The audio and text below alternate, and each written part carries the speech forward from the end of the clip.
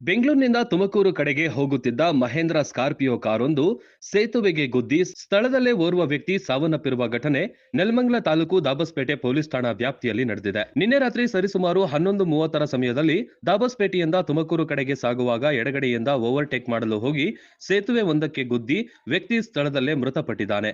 ವಾಹನ ಚಲಿಸುವಾಗ ಎಡಗಡೆಯಿಂದ ಓವರ್ಟೇಕ್ ಮಾಡಬಾರದು, ಅಧಿಕಾರಿಗಳು ತಿಳಿಸಿ ಹೇಳ್ತಾರೆ. ಆದ್ರೂ ಚಾಲಕ ಇದೇ ತಪ್ಪು ಮಾಡಿರುವುದು ತನ್ನ ಪ್ರಾಣಕ್ಕೆ ಕುತ್ತು ತಂದುಕೊಂಡಿದ್ದಾನೆ. ಈ ಘಟನೆ ನಡೆದಿರುವುದು ದಾಬಸ್ಪೇಟೆಯಿಂದ ತುಮಕೂರು ಕಡೆಗೆ ಸಾಗುವ 2 ಕಿಲೋಮೀಟರ್ ದೂರದಲ್ಲಿ. ಇನ್ನು ಸ್ಥಳಕ್ಕೆ ಆಗಮಿಸಿದ ದಾಬಸ್ಪೇಟೆ ಪೊಲೀಸರು ಮತ್ತು ನೆಲಮಂಗಲ ಸಂಚಾರಿ ಪೊಲೀಸರು ಪ್ರಕರಣ ದಾಖಲಿಸಿ ಮೃತದೇಹವನ್ನ ದಾಬಸ್ಪೇಟೆ ಸರ್ಕಾರಿ ಆಸ್ಪತ್ರೆಗೆ ರವಾನಿಸಿದ್ದಾರೆ.